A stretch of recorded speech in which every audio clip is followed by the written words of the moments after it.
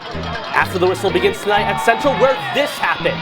It's aloft to Clearfield's Caden Bell, but who needs two hands? High-pointing the ball, making an unbelievable catch. Let's take another look at that one, but let's slow it down. Bell using all 5'6" of his frame and all 360 degrees of the protractor to secure this grab. But would that be enough to secure victory? Hello, I'm Jack Rachinsky. We'll have more on that game and several others from around District 6. And I'm Ryan Lowy. Penn State prepares for its biggest test so far, a showdown in Columbus with Ohio State. We'll preview that and more coming up right here on After the Whistle.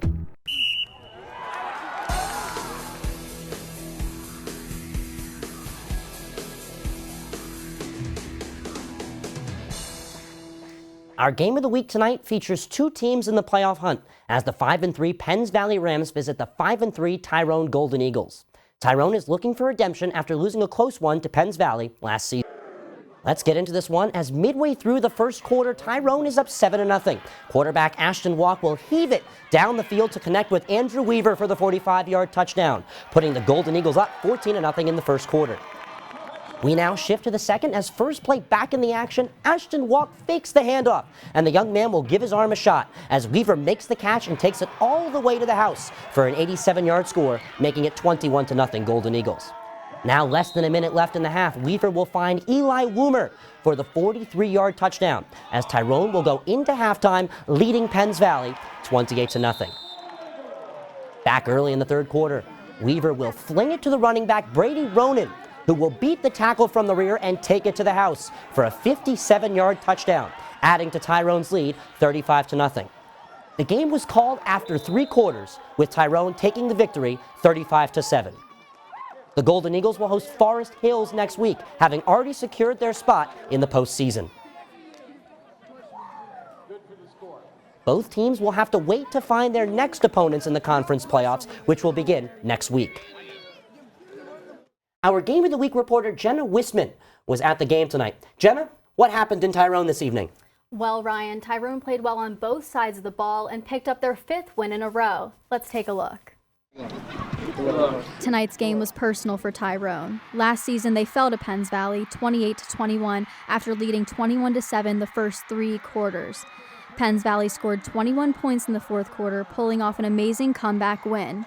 The Golden Eagles wanted to make sure that tonight's outcome was different. And we knew that they're never out of a game, and they proved that last year against us. I mean, we had a 21-7 lead going into the fourth quarter, and they just came back and took it right from us.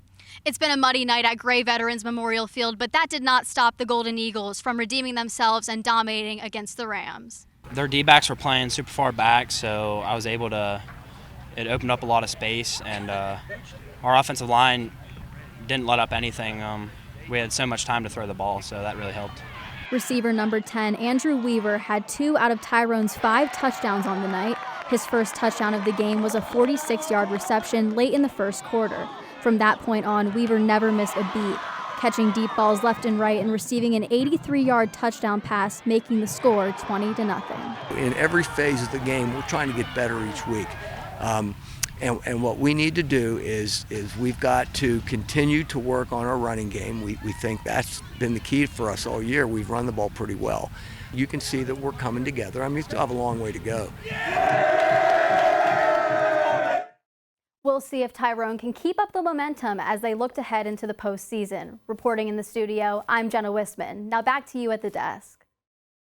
Thanks, Jenna. Our next game features 2 top 20 teams in District 3A as the Central Dragons put their undefeated record on the line as they took on the 6-2 Clearfield Bison. Central senior Logan Warner got the night off to an electric start with a performance that would make Jimi Hendrix proud. Just take a listen.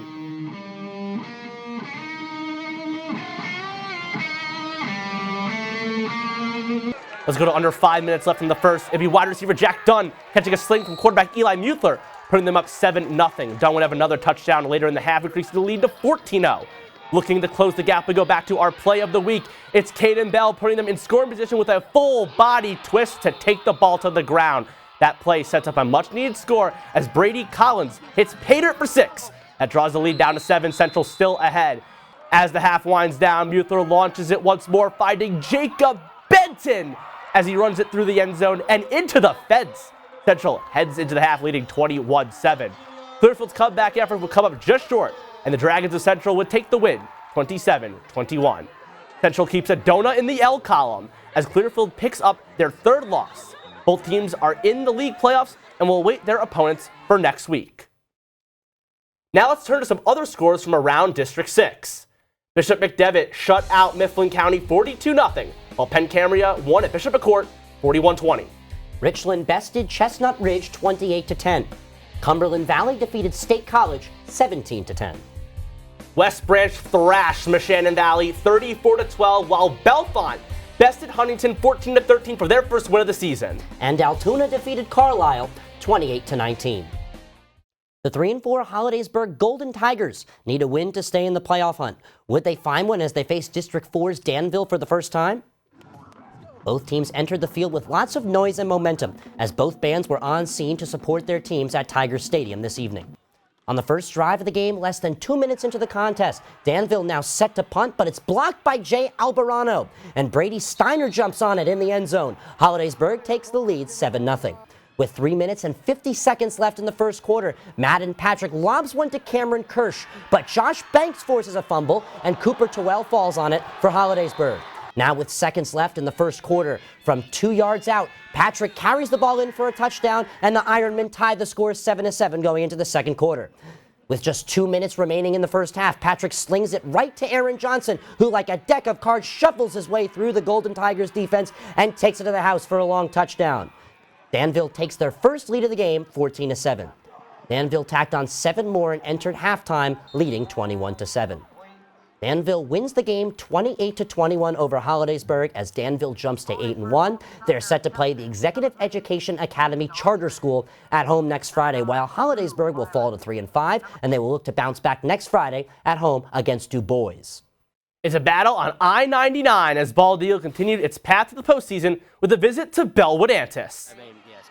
As we see the Blue Devils coming out onto their field, Bald Eagle would start off strong with a 29-yard pass from Carson Nagel to Cahill Burns. This would give the Eagles a early 7-0 lead, but now let's go from offense to defense. It'd be Eric Clark with the sack. It'll be picked up by Austin Moyle for a 12-yard gain to put Bald Eagle into the red zone. And on the very next play, a 3-yard pass from Nagel to Burns for their second connection of the night, 14-0, Bald Eagle. And it's Christmas in October. Santa's in the building, guys. But back to the action. It'd be Alexander Lefebvre, who was all over the field with a 22-yard return for a touchdown after a strip sack, giving a 28-0 lead over Bellwood Antis at the half. Bald Eagle went on to defeat Bellwood Antis 42-0. Bald Eagle advances to 8-1 and will face Penn Cambria at home next week. Bellwood Antis falls to 1-8. Up next, Penn State prepares for its top 10 Big Ten showdown tomorrow with Ohio State. But first, here are some scores from across the PIAA. We'll see you after the break.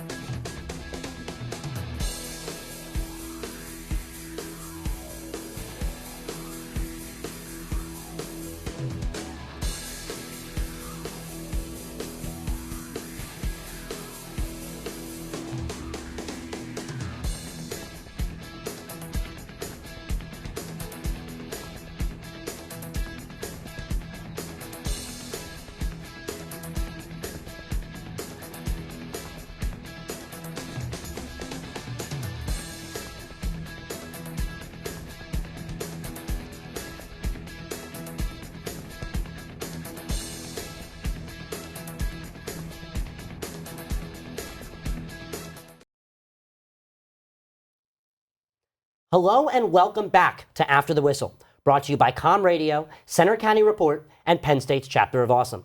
Now let's rewind to last Saturday when Penn State used all 3 phases to shut out the UMass Minutemen. Reporter Matt Scalzo has more. On a rainy Saturday evening when Penn State's offense and defense were rolling against UMass, it was the special teams that stole the show. Penn State was looking for a spark in the first quarter, and it came on a punt return from senior defensive back Daquan Hardy. On his first collegiate punt return, he took it 56 yards to the house, which set the tone the rest of the way. I thought early on we had to get some things kind of cleaned up, but once we did, I thought we played balanced offense again tonight and complementary football. And then special teams, obviously the story of the night is Daquan Hardy. Early in the second quarter, Drew Aller punched in from 1 yard out, and then not long after, running back Katron Allen bullied his way into the end zone to make it 21-0 Penn State. Then right before halftime, Aller found tight end Tyler Warren over the middle to make it 28-0 Penn State heading into the break. Aller continued to find success at the start of the second half, finding fellow tight end Theo Johnson not once but twice for touchdowns, making it 42-0. Later on, Hardy showed he wasn't done yet. Late in the third quarter, he found daylight once again for his second punt return touchdown of the day, this one coming from 68 yards, becoming the first player in program history with 2 punt return touchdowns in the same game. Running back Trey Potts and backup quarterback Bo Perbula found pay dirt in the fourth quarter to cap off homecoming as Penn State went on to win 63-0.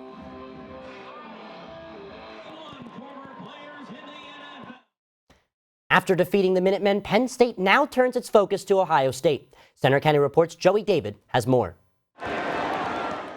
Growing up only about 2 hours from the Ohio State campus, Medina native Drew Aller returns to his home state for the biggest game of his career so far, tomorrow.